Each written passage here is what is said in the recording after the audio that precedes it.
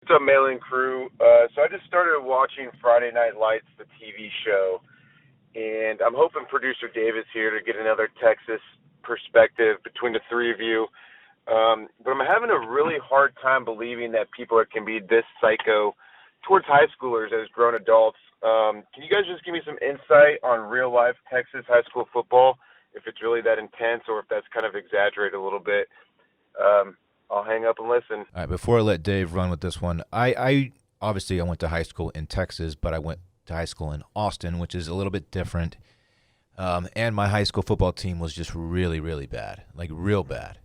And so I don't have like a true Texas high school perspective on this. Dave's high school, obviously, much better football than my high school was. So you tell us, Dave. And I've also never been to like a true like West Texas game, Odessa, Yeah. Midland out there, you know. So that's kind of what spawned the whole Texas high school football like craze around the country. Was Friday Night Lights based on Midland, Odessa, Mm-hmm. and that's West Texas. That's small town West Texas. Yeah. Oil money. Oil, Texas. Yeah. Duncanville is a suburb, and it's not a small one. I mean, it's not huge, but it's I don't know. It's between 30 and 50,000 people, I would think by now. But football was huge there. All the sports were really, but it you still have like the issues of like recruiting and shady things, boosters. Like that's all real. That stuff's not made up in an exaggeration.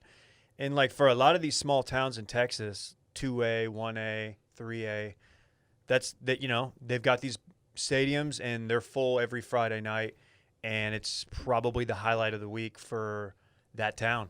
Sort of it's their like sports team, right? It's like a major league sports team exactly in Odessa. Right. Yeah. Uh, if you want like a glimpse into how big high school football is in Texas, Google and look at pictures of the Allen football stadium. Allen is also a Dallas suburb, correct, Dave? Yeah, it's much larger and I think much wealthier. It looks like a very nice like D2 football stadium. It holds 18,000 people. Holy shit. Yeah. I don't know how packed they fill that thing on a Friday, how packed it is on a Friday night, but that gives you an idea of how big it is. That's where Kyler Murray played. Kyler Murray played there. That's correct. It looks like a very, very nice college football stadium. Oh yeah, but it's a high school stadium. It was a big deal when they built it because it's people are like, wait, we can't really pay teachers more. Teachers are paying out of pocket for supplies, but we can spend X amount on a football stadium. Westlake High School, which is just down the street from us, and Drew Brees, Nick Foles went there. It's also very, very nice. They had AstroTurf, and this was like in the 90s. They had AstroTurf. They had a jumbotron on their field. I mean, it's serious. It's nothing compared to what Lake Travis has going on. Lake Travis High School, which is where Baker Mayfield went, Garrett Gilbert, a bunch of some really good quarterbacks. Yeah, it's a quarterback machine.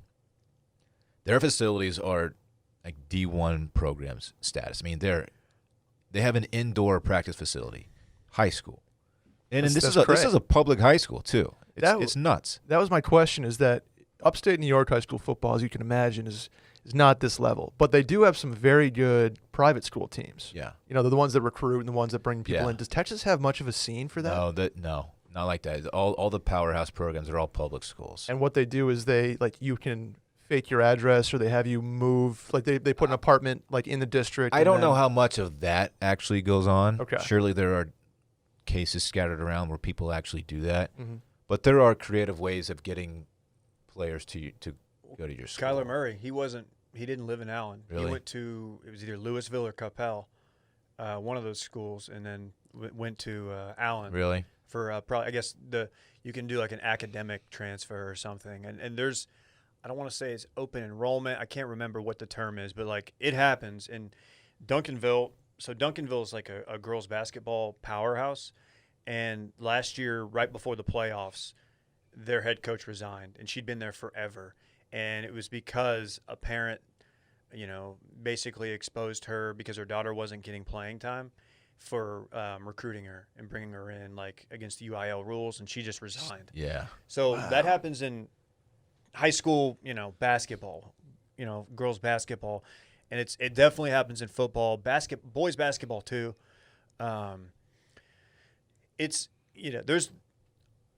South Lake, you see, like South Lake's a lot like Westlake. South Lake was like a 4A powerhouse, and then the reason they were so successful, it's a very, very affluent suburb. What they do is they start their system, like whatever offense, whatever schemes they're running in high school, they're running it in the Pee Wee leagues. So these kids come into the high school not having to like learn like something different, like a nickel defense. They know exactly what they're going to do. So it's like a system. Yeah. They just plug in these players and the more, when South Lake moved up to 5A and 6A or whatever, like they have ex-athletes from around DFW, like, old Ranger grades and stuff, or just dudes who were like, have athletic genetics moving to South Lake, and their kids, that's where they go. And now they're like a powerhouse, and they grow up in these systems and they know the offense. So when they get to high school, it's just seamless.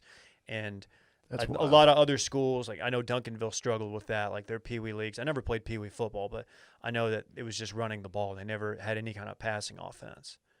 So it's wild. It is serious, man. It is. I looked up the cost of the Allen Eagles Stadium, and it was built for $60 million. God damn. Ooh. Yeah. It's a public high school facility. Is there like, if you're a high school booster, is there any return on investment, or are you just like doing it for the love of the game? Like, where do you there's not like concession money, is there? Like, you just want your program to be respected and good and imagine all that. Like, are you gonna build up the Anderson High School like football program, Dylan? Is that in the cards? Man, we were so bad. I felt bad for those guys because they were hardcore into football and all that, but we were just not good at all. It's too bad, man. We did have a running back go to Baylor though, Paul Mosley. Mm-hmm. Yeah, obviously he graduated. He was my age, so it's been a minute since he's been there. But it's funny, y'all have like multiple people per team going to D1 schools. We had like one kid per section go D1, and he would go like to UConn or BC or something. For us, it was a big deal that Paul was getting recruited by. I think he originally committed to Oklahoma State. It was a big deal for us because we, like I said, we were just terrible, and we didn't put guys in college like other programs. Like the Dallas schools. Mm-hmm. He mentioned South Lake. There's Plano and Dallas Carter and Allen and all these just powerhouse Aledo, powerhouse DFW teams. Yeah, man. I don't know what it's going to look like this fall, but if there's games, we should go to a Westlake game. I want to go. Does Westlake play Lake Travis? Yes. I want to go to that game. I feel like that would be fun. Lake Travis is historically dominated. Oh, really? But Westlake won state, right? Westlake did win state. Dude, Lake Travis won, I think, 5 state championships in a row. No shit. Yeah. The problem is there's two different there's Region 1 and Region 2. So you have two 6A champions. Yeah. Oh, that's a bummer. So you had Galena Park North Shore who beat Duncanville in the state finals, and then they won't play. Sorry about that, Dave. You know what? Jaquindon got hurt the game before. He was out, ACL. He's on the mend. He'll be back at Texas in the fall. I think he's already down here. But they had a freshman at quarterback, and they almost won that game. So the kid's gonna be a stud then. I mean, he's got offers for everywhere. There's a kid. Wow. It's crazy. Like, the more I've gotten into college football, what's gotten me more into high school football is like just getting into college football and like the recruiting process and just being like, man, this is kind of a wild deal. And like crazy. Just kind of seeing like, just because Duncanville's so good, like seeing these kids who are sophomores getting offers from all the schools, like the big, Ohio State's, Alabama's, Texas. It's crazy, man. They've got like a 6'7", like 305 tackle, and he's a sophomore. Yeah, they didn't grow him like that in my school. Hang on a minute. Dude. Yeah, man. I weighed more than 4 out of the 5 guys in my offensive line playing quarterback my senior year. Dude, the kids, when I was on the field 2 years ago for the state game, I was in awe. Sick. I was like, dude, this could be a professional game. These dudes are grown men. Yeah. It was absurd. I was like scared to be on the sideline because I was like, I'm going to get smoked if somebody like, overruns a route or something. But yeah, man, it's serious. I hope we get to go to a game soon. Yeah, dude, I would love to. One thing I've never experienced though is we were talking about like Friday Night Lights, West Texas, like a Midland game. I probably never will because I'm not going to drive out to West Texas just to watch a high school football game. But I bet it's a fun, interesting experience too. Yeah.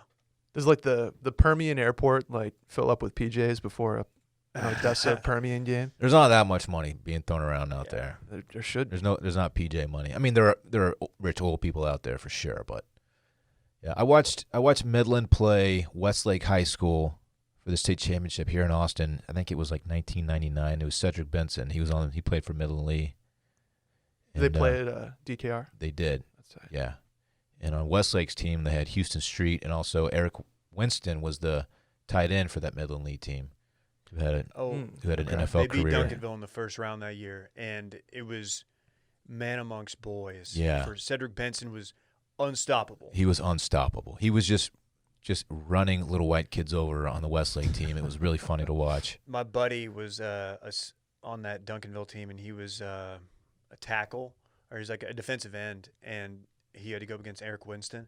Eric Winston just pancaked him. Like every play, Yeah. it was like an absurd. And then Yeah. Eric Winston ended up being like having like a really solid pro career. Went to Miami and then to had Miami. a serious They NFL moved career. into O-line, but probably ate some peanut butter and syrup sandwiches. Yeah. Bulk them up. Just one too many. One too many. That was a fun question, huh? Was fun.